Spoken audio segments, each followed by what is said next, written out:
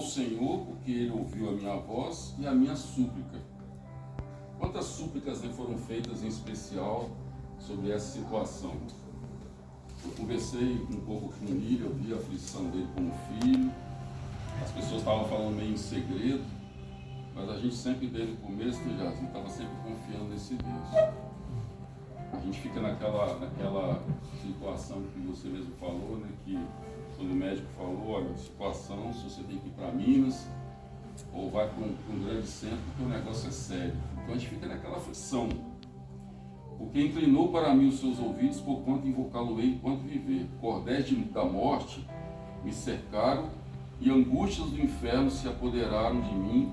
Encontrei aperto e tristeza. Nós somos humanos. Jesus, ele passou por aflição quando ele estava lá no jardim do Getsemane. Ele chegou a angústia tamanha que ele chegou a transpirar sangue. Então, quem dirá nós, pequenos mortais? Então não vamos ser hipócritas. Toda vez que você recebe uma notícia de algo que é grave, você fica aflito, porque a gente é humano. Por mais que a gente possa confiar em Deus, mas isso também toma conta do nosso emocional, do nosso corpo físico, mas nós mantemos a nossa confiança em Deus. Então invoquei o nome do Senhor, dizendo: Senhor, livra a minha alma. Piedoso é o Senhor e justo, o nosso Deus, tem misericórdia. O Senhor guarda os simples. Estava abatido, mas Ele me livrou. Volta a minha alma ao teu repouso, pois o Senhor te fez bem, porque tu, Senhor, livraste a minha alma da morte, os meus olhos das lágrimas e os meus pés da queda. Então também, né, meus queridos cunhados, sobrinhos, sogra, e essa família abençoada, né? Nós já passamos, toda vez que acontece uma situação com algum ente querido, com alguém da família, todo mundo sofre, todo mundo passa, né, momentos de muitas angústias, mas talvez é uma oportunidade que Deus nos dá da gente desenvolver a nossa dependência dEle.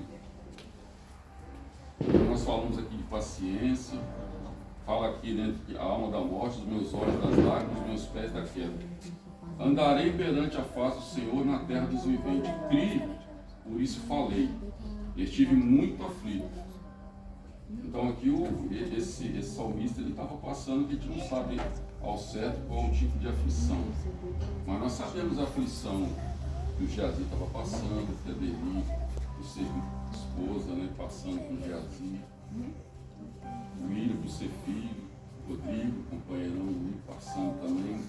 Então, gente, e aí eu dizia na minha precipitação, todo homem é mentira. E aí no versículo 12 fala, né, que darei ao Senhor por todos os benefícios que me tem feito. Tomarei o cálice da salvação, invocarei o seu nome, pagarei os meus votos ao Senhor. Então isso aqui é um pequeno gesto, né, de um voto que está sendo pago, de gratidão. Aí pulando para o versículo 16 fala: o Senhor deveras sou teu servo filho da tua serva, soltaste as minhas ataduras. Então até os pontos já foram tirados, né, Geazi? Graças a Deus por isso, né? Oferecer-te-ei sacrifícios de louvor. E isso nós fizemos aqui. Cantamos louvores, agradecemos a Deus através das orações da sogra, né, e da mãe. Pagarei os meus votos ao Senhor, que eu possa fazê-lo na presença de todo o meu povo. E é o que nós estamos fazendo.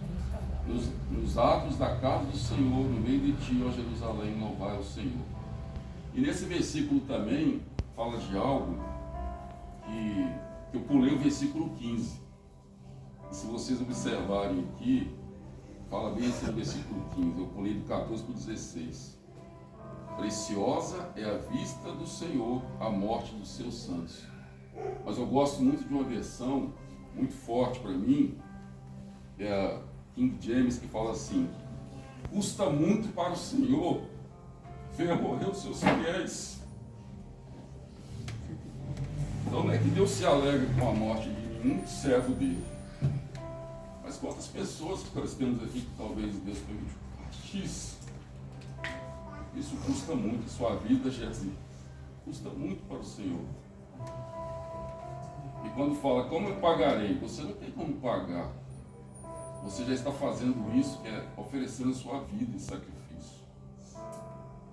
Eu já pude falar isso para você, de quando a gente fala de homens de Deus, né, como exemplo de homens que tinham chamado. Eu lembro quando a Devi já tinha até se acostumado com essa questão que quando Jazi desaparecia, que a gente ia lá no 1º de maio, eu cheguei lá algumas vezes, Zumbi dos Palmares, né? Então, assim, é um homem de Deus que gasta a sua vida em louvor ao Senhor. Então, todas as vezes que Deus permite que alguém parta, não tem como a gente impedir isso. A gente fala de um pastor que nós amamos tanto, né, o pastor Rogério. Imagina como custou aquela vida para Deus. Custou muito. Então, não é que Deus se alegra quando um santo dele morre. Mas isso para Deus custa muito caro. Custa muito.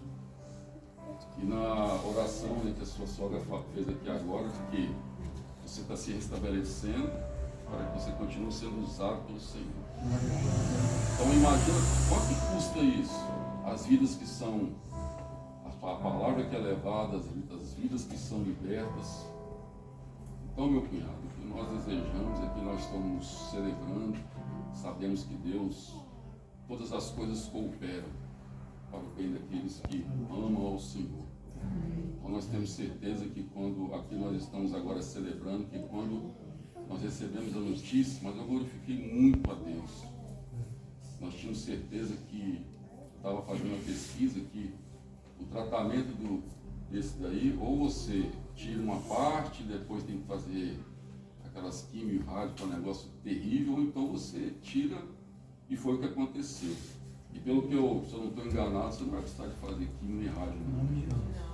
Então, irmãos, pensa bem, isso é algo terrível, porque você sabe, né, nós passamos por isso, o Natan no caso, né? Então olha como é que Deus é perfeito. Deus deu a ele 2 rins, né? Então, quantas pessoas que doam um rim vivem a vida toda? Então isso com certeza, em nome de Jesus, não vai impactar em nada a sua vida. Você vai continuar vivendo uma vida saudável, normal, e ainda mais capacitada para continuar fazendo a obra de Deus. Então essas palavras que Deus colocou no meu coração, que Deus, assim, na sua infinita graça e misericórdia, continue sustentando meu querido cunhado, que Deus assim nos abençoe. Eu queria só falar uma coisa aqui. Quando a tua irmã mais aqui estava falando sobre o Salmo e falando sobre o 7, nós chegamos aqui, né, na casa de mamãe, e naquele dia, mamãe, ela nos procurou lá no nosso quarto, no nosso aposento. E aquele foi o dia que, por 7 vezes, ela entrou no quarto e orou no frio.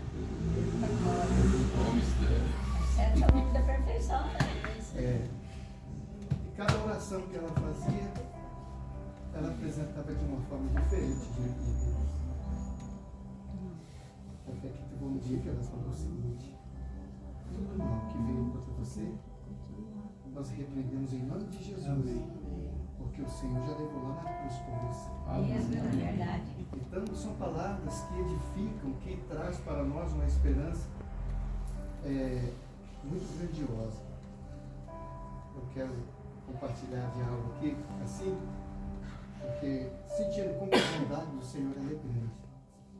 Eu voltei lá em Ouro Verde, o Davi, meu cunhado, até foi o nosso executivo que nos levou, e foi muito bom. Uma coisa